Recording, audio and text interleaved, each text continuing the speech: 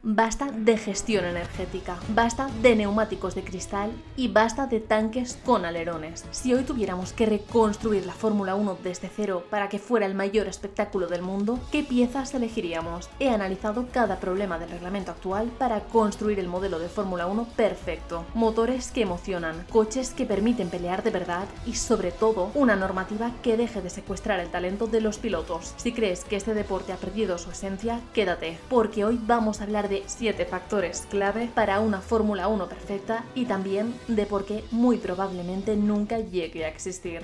Hola, yo soy Isis y esto es Fórmula Stories.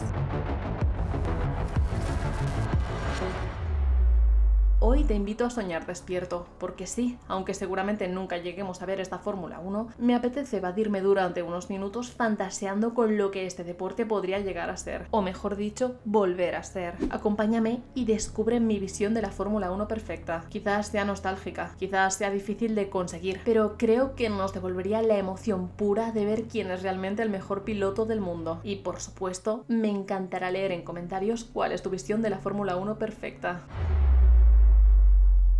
Vale, voy a empezar hablando del elefante en la habitación, que siempre está cuando se fantasea con la Fórmula 1 ideal. La base de todo, el dinero. Porque sí, todos queremos motores que rujan y tecnología punta, pero para que eso sea visible, este deporte tiene que dejar de ser una quema de billetes sin sentido. Mirad, la Fórmula 1 actual es prohibitiva, y no es solo por la aerodinámica o por viajar por todo el mundo, es sobre todo por la obsesión con la complejidad.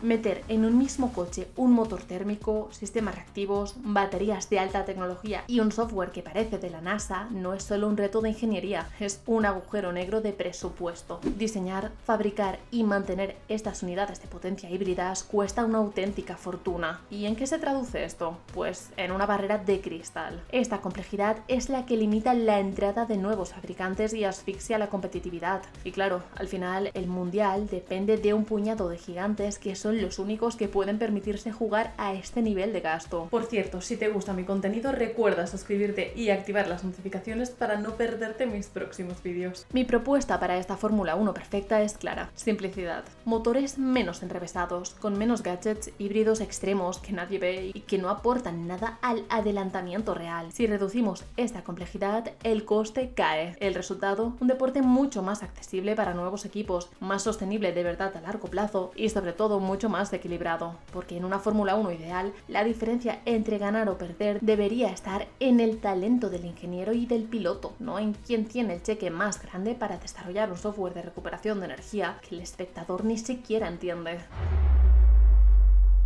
Durante años nos han vendido la moto de que complejidad es sinónimo de progreso, que cuando más sofisticado, híbrido y lleno de cables sea un motor, más cerca está la Fórmula 1 de su mejor versión. Pero ¿sabéis qué? Nos han engañado, porque no, complejidad no equivale a emoción. Si echamos la vista atrás, los motores V8 o V10 no solo eran mejores porque hacían un ruido que te hacía vibrar el pecho, que también, sino porque tenían identidad. Eran máquinas directas, viscerales, había una conexión real entre el pie del piloto y lo que pasaba en el asfalto, pero hoy esta conexión está secuestrada por capas y capas de software, gestión de batería y mapas de energía. Hoy el piloto está más alejado de la máquina que nunca. Pero no podemos olvidar los combustibles sintéticos o e-fuels. Si el combustible es neutro en emisiones, si el CO2 que sale por el escape es el mismo que hemos capturado del aire previamente, entonces decidme, ¿para qué necesitamos esta complejidad híbrida tan pesada y aburrida? La necesidad de exprimir esta eficiencia extrema a base de baterías gigantes pierde todo el sentido si el combustible ya es limpio, y esto nos abre la puerta más emocionante de la última década, la de volver a motores más simples y ruidosos. Me parece que sería la evolución lógica en el contexto actual. Desde dentro de la propia Fórmula 1 ya se ha empezado a hablar de esto, como vimos en mi vídeo sobre los V8. Es que la idea de motores más simples tiene todo el sentido, hasta el punto de que el propio Sebastian Vettel ya ha demostrado que motores del pasado pueden funcionar con combustibles del futuro. No necesitas complejidad extrema si el problema que intentabas resolver ya está solucionado. ¿Por qué seguimos empeñados en motores que suenan como una aspiradora? Ah, claro, el factor inversión e interés de los fabricantes en poder aplicar esto en coches de producción. Pero si se centraran puramente en este deporte, se darían cuenta de que la Fórmula 1 perfecta no necesita trucos electrónicos, necesita devolverle al piloto el control de una bestia que escupa fuego. Si queremos diseñar la Fórmula 1 perfecta, no podemos obviar el peso, porque el peso es el factor que lo condiciona absolutamente todo, y curiosamente es el que más parece haberse olvidado. Si echamos la vista atrás, hubo una época no hace tantos años en que los monoplazas pesaban entre 600 y 650 kilos. Puede que para algunos sea solo una cifra, pero en el asfalto esta diferencia se nota. Aquellos coches eran puro nervio, eran reactivos, impredecibles y sobre todo honestos. Te lo escupía directamente a las manos. Cada bache, cada cambio de apoyo, cada pérdida de tracción se sentía al instante. No existía esa sensación de masa que hoy parece arrastrar a los coches hacia afuera de la trazada. Había una ligereza casi violenta en los movimientos que te mantenía pegado a la pantalla, y eso se traducía en un pilotaje muy diferente al que vemos hoy. Las entradas en curva eran mucho más agresivas, los cambios de dirección en las enlazadas eran instantáneos y el coche exigía una precisión quirúrgica. No había margen para relajarse ni un segundo, porque cualquier pequeño error tenía una consecuencia inmediata. El piloto estaba siempre al límite, porque el coche le obligaba a estarlo. Hoy nos bombardean con datos de velocidad punta, de eficiencia térmica y de telemetría compleja. Pero de verdad, la Fórmula 1 no son solo números. La esencia de este deporte es cómo el coche baila en la curva, cómo responde cuando el piloto le exige un imposible y cómo lucha contra las leyes de la física. Por eso, en mi Fórmula 1 perfecta, una de las claves es devolverle al monoplaza esa agilidad que lo hacía parecer por momentos casi incontrolable. No nos engañemos, el DRS nació por una necesidad real. Veníamos de una época donde adelantar era casi un milagro y necesitábamos una chispa que encendiera las carreras. Eso es así. Y al principio funcionó. Los adelantamientos subieron y todos nos alegramos. Pero amigos, el problema es que esa solución se ha convertido en una droga de la que la Fórmula 1 no sabe desengancharse. Y hoy, en 2026, con el modo Overtake y Boost, el adelantamiento ha dejado de ser una obra de arte. Ya no es esa maniobra que el piloto construye durante 10 vueltas, presionando al rival, buscando su error, amagando en cada curva hasta que por fin encuentra el hueco. Ahora, en muchos casos, es un trámite. Es un sistema que se activa por reglamento en una zona concreta del circuito. Y de verdad, esto mata la emoción. Cuando tú como espectador ya sabes que el coche de atrás va a pasar al de delante, la magia se rompe. Sí, hay más movimientos en pista, pero ¿cuántos de ellos recordamos al día siguiente? La mayoría son adelantamientos vacíos, sin riesgo, sin alma. En mi Fórmula 1 perfecta, tenemos que devolverle el adelantamiento a las curvas. Queremos ver maniobras que dependan de la confianza del piloto, de quién traza mejor, de quién tiene más valor para apurar la frenada. De verdad, tenemos que entender de una vez que más adelantamientos no significa mejor Fórmula 1. Una carrera perfecta no es la que tiene 80 rebases en recta gracias a un botón o a los nuevos modos de 2026. Una carrera perfecta es la que te mantiene al borde del asiento porque no sabes si ese ataque en la última curva va a salir bien o no. Queremos que adelantar vuelva a ser mérito del piloto, resultado del momento exacto en el que decide lanzarse, no un comando en una pantalla.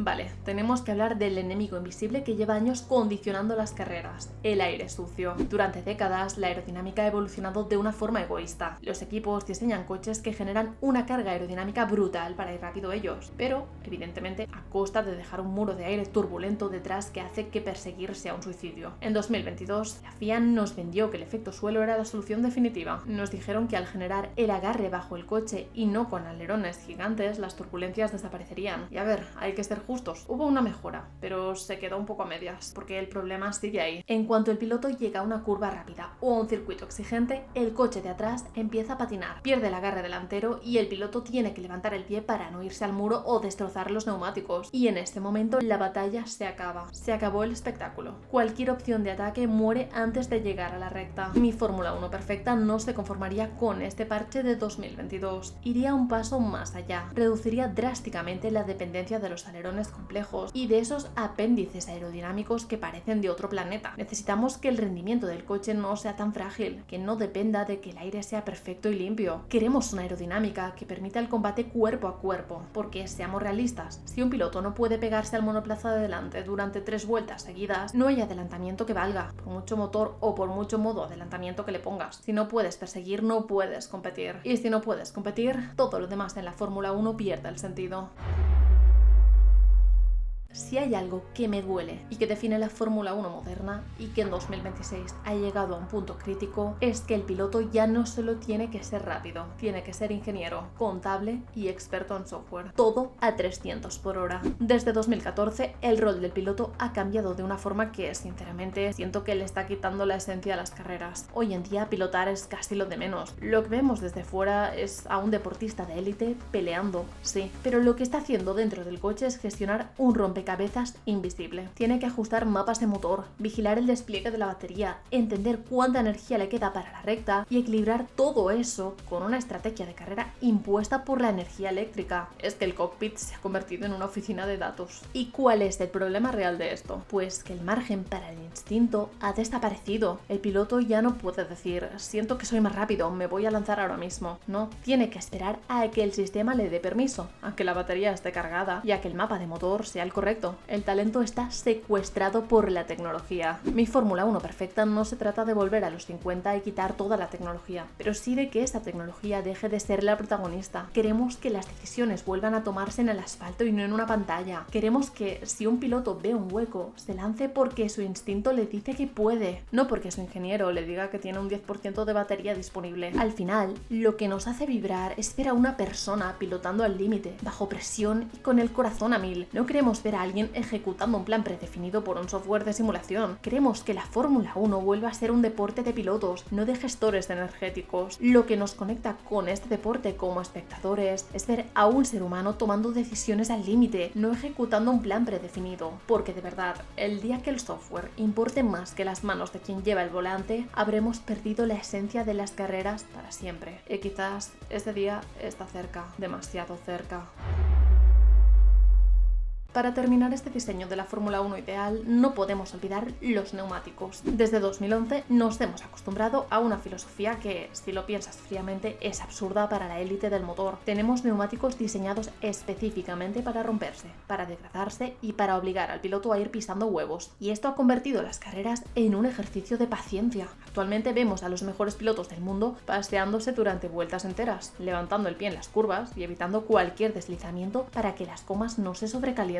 Es frustrante. Ver a un piloto recibir un mensaje por radio diciendo no ataques ahora, cuida el neumático delantero derecho, es lo más anticlimático que existe en este deporte. Mi Fórmula 1 perfecta no pide neumáticos indestructibles que duren 3 carreras. Tampoco es eso, porque la estrategia de paradas es necesaria. Lo que pido son compuestos que permitan empujar. Queremos gomas que le digan al piloto, dale, exprímeme, lánzate a por ese adelantamiento, y que no se destruyan por el simple hecho de intentar seguir de cerca a otro monoplaza durante 3 curvas. Necesitamos un equilibrio real. El piloto debería poder exprimir su monoplaza sin sentir que tiene una bomba de relojería en las ruedas. La gestión siempre va a existir, es parte de las carreras, sí, pero no debería ser tan determinante. En mi F1 ideal, gana el que más rápido va, no el que mejor sabe conservar el caucho como si fuera cristal a punto de romperse. Queremos volver a ver tandas de carreras que parezcan vueltas de clasificación. Queremos que el límite lo ponga el talento del piloto y la física del coche, no un límite artificial puesto ahí para crear una falsa emoción. Una Fórmula 1 donde se permita atacar de principio a fin es simplemente la Fórmula 1 que nos merecemos.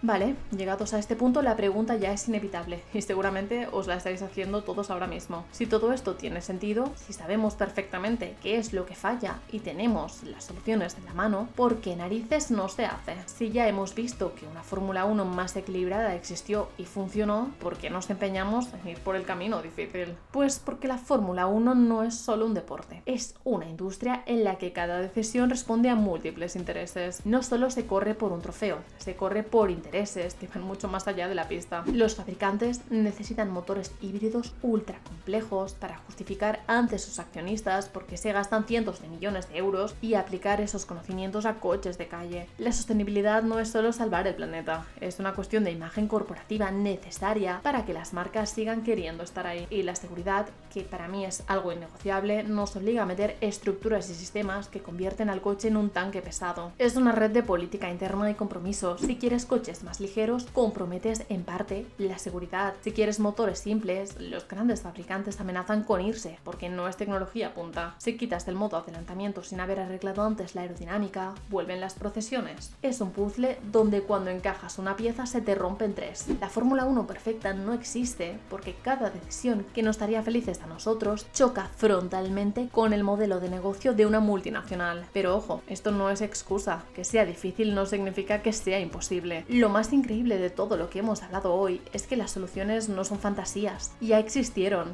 ya las hemos visto en pista, ya sabemos que funcionan. Al final, la cuestión no es tanto si saben cómo arreglar la Fórmula 1, es si están dispuestos a hacerlo, o si prefieren seguir priorizando el brillo del oro sobre la pureza del asfalto. La tecnología nos ha traído hasta aquí, pero solo la voluntad de volver a la esencia de este precioso deporte puede salvarlo. Pero ahora te toca a ti. ¿Qué piensas de todo esto? Déjamelo en comentarios porque me encantará leerte. Y recuerda suscribirte para ver todos los vídeos de curiosidades y noticias de Fórmula 1. Cuídate y nos vemos en el siguiente vídeo. Adiós.